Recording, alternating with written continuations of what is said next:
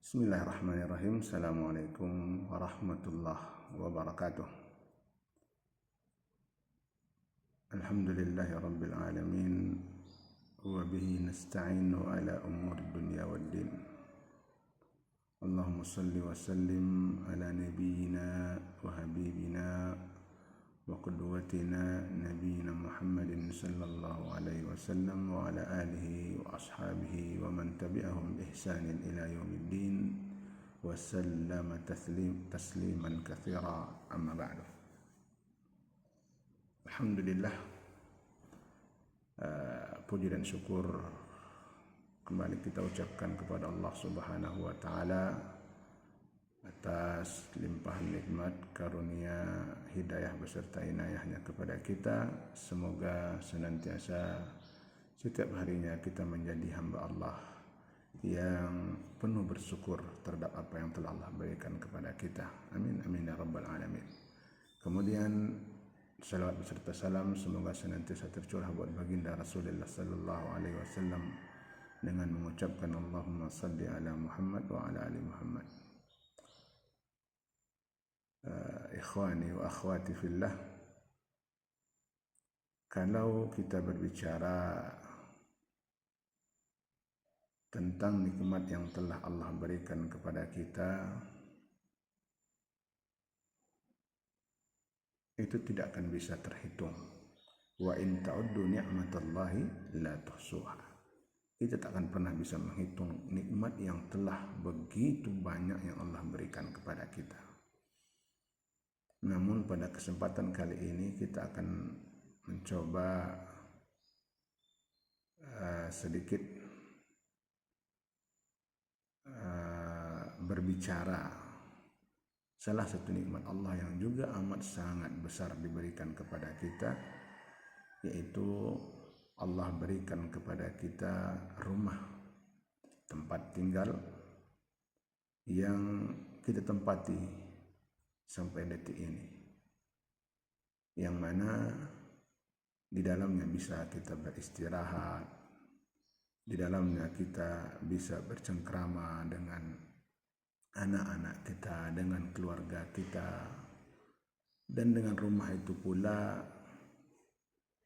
kita juga bisa berlindung dari cuaca yang ekstrim, cuaca yang panas, atau cuaca hujan, atau di tempat-tempat lain musim dinginnya. Dan dengan rumah juga kita bisa melindungi privasi kita, bisa menutupi paling tidaknya sedikit aib-aib yang ada di dalam keluarga kita. Dan juga di dalam rumah juga bisa kita menyimpan harta benda kita sehingga kita merasa aman dari orang-orang yang tidak bertanggung jawab. Begitu banyak nikmat tempat tinggal yang Allah berikan kepada kita, yang mungkin selama ini nikmat tersebut terlalaikan, terabaikan oleh kita untuk mensyukurinya. Allah mengatakan, wallahu ja'ala lakum min buyutikum sakana. Allah jadikan dari rumah-rumah yang kita tinggali itu sakana, tempat tinggal, tempat kita bisa mencari ketenangan, tempat kita bisa beristirahat. Ini juga adalah salah satu nikmat yang Allah berikan kepada kita. Dan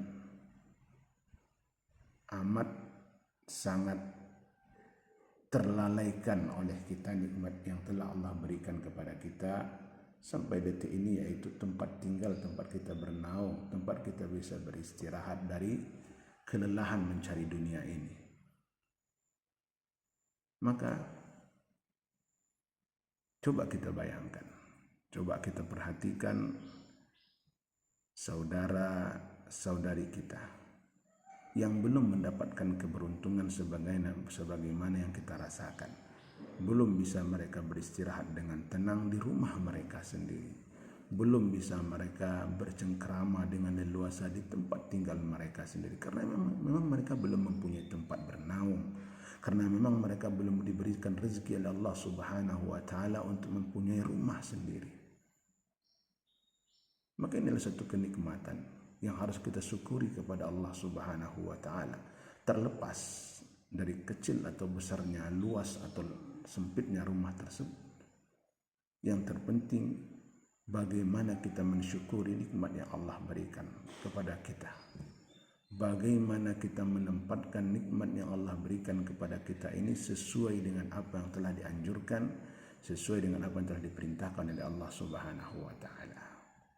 Lalu pertanyaannya, bagaimana seharusnya rumah seorang muslim yang diberikan oleh Allah Subhanahu wa taala bagi mereka rezeki untuk dapat membangun sebuah rumah sehingga mereka bisa tinggal di situ bersama keluarga mereka, bisa mereka mendapatkan ketenangan, bisa mereka beristirahat dan lain-lain sebagainya.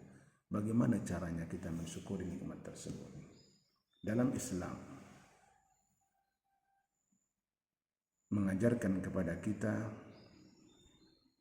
hendaknya rumah seorang muslim itu berbeda dengan rumah-rumah orang-orang lainnya.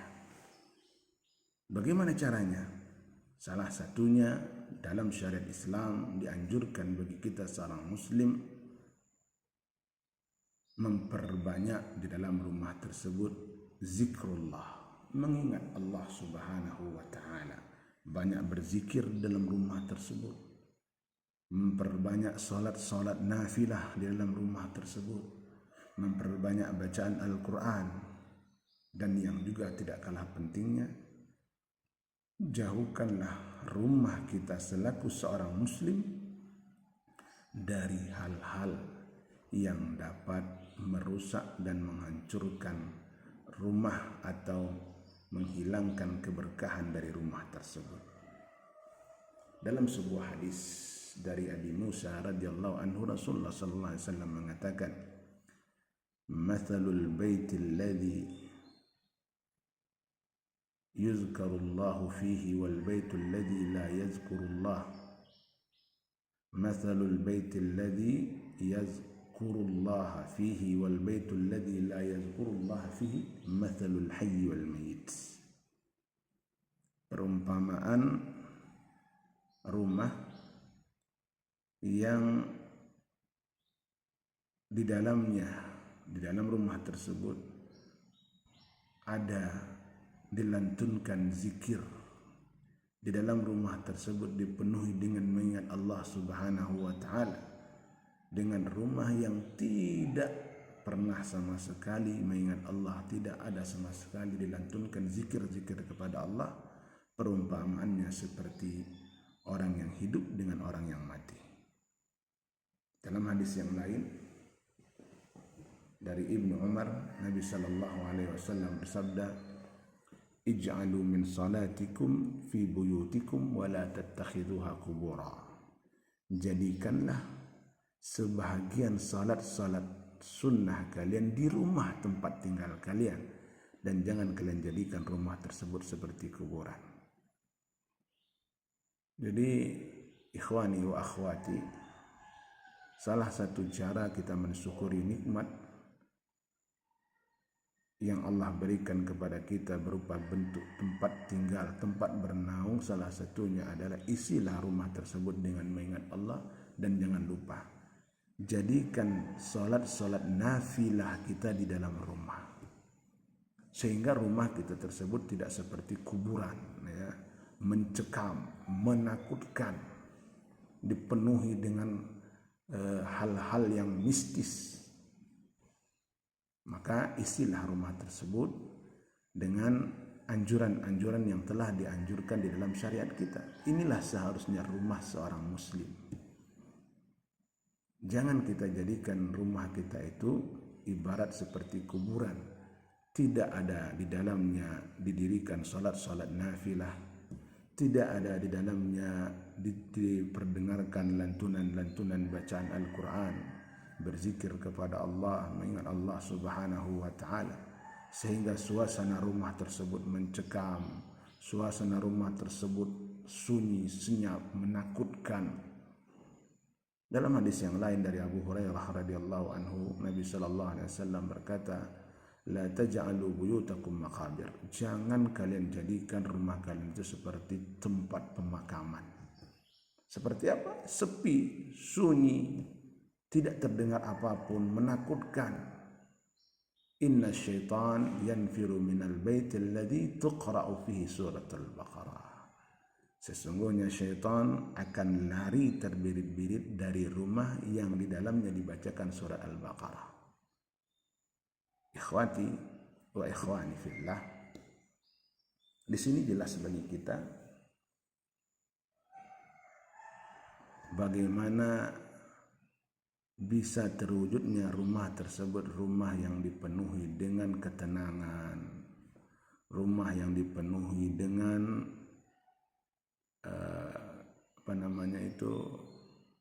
keteduhan. Ibarat kata orang, baiti jannati, rumahku adalah surgaku. Bagaimana cara mewujudkannya? Salah satunya juga diajarkan dalam syariat Islam, diajarkan oleh baginda Rasulullah sallallahu alaihi wasallam kepada kita, perbanyaklah membaca surat Al-Baqarah. Kenapa? Karena rumah yang dibacakan surat Al-Baqarah di dalamnya, maka syaitan tidak akan berani mendekati. Bahkan mereka lari dari rumah-rumah yang di dalam rumah tersebut dibacakan surat Al-Baqarah. Bayangkan kalau seandainya rumah kaum muslimin senantiasa dilantunkan bacaan-bacaan Al-Quran di dalamnya, senantiasa diajak anggota keluarganya untuk melantunkan Al-Quran, walaupun satu ayat, dua ayat, walaupun satu lembar, dua lembar, satu halaman, dua halaman, syukur-syukur bisa satu juz, setengah juz, dua juz. Masya Allah. Ini adalah satu nikmat yang tiada tara yang Allah berikan kepada kita, sehingga betul-betul terwujudlah rumah tersebut, rumah yang penuh dengan ketenangan, penuh dengan kasih sayang, penuh dengan kedamaian. Jauh dari ketegangan, jauh dari kerisuhan. Kenapa? Karena rumah tersebut dipenuhi dengan hal-hal yang dianjurkan oleh syariat Islam, dipenuhi dengan berzikir kepada Allah, dipenuhi dengan mengingat Allah Subhanahu wa taala, dipenuhi dengan bacaan-bacaan Al-Qur'an, senantiasa didirikan di dalamnya salat-salat nafilah. Ini juga salah satu bentuk cara kita mensyukuri nikmat yang Allah berikan kepada kita. Jangan kita menjadi kufur nikmat. Jangan kita menjadi manusia-manusia yang tidak pandai menempatkan nikmat yang Allah berikan kepada kita, sehingga rumah-rumah tersebut mencekam. Kenapa? Karena memang kita tidak memperhatikan, atau selama ini kita mengabaikan hal-hal yang demikian. Jangan sampai rumah kita jauh dari ketaatan kepada Allah Subhanahu wa taala. Coba kita bayangkan rumah yang di dalamnya tentu ada anggota keluarga, ada istri, ada anak-anak, kemungkinan ada cucu, ada menantu, dan lain-lain sebagainya. Kalaulah seandainya rumah tersebut kosong dari mengingat Allah, alias rumah tersebut tidak pernah dilantunkan ayat-ayat Al-Quran, tidak pernah penghuninya membaca Al-Quran, tidak pernah penghuni dalamnya berzikir, memperbanyak zikir kepada Allah, tidak pernah didirikan dalamnya salat-salat nafilah. Coba kita bayangkan bagaimana orang-orang yang tinggal di dalam rumah tersebut ketika mereka keluar dari rumahnya, ketika mereka bergaul, ketika mereka mulai bersosialisasi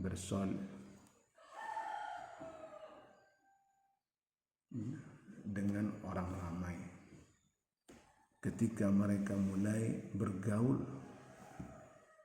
bisa kita bayangkan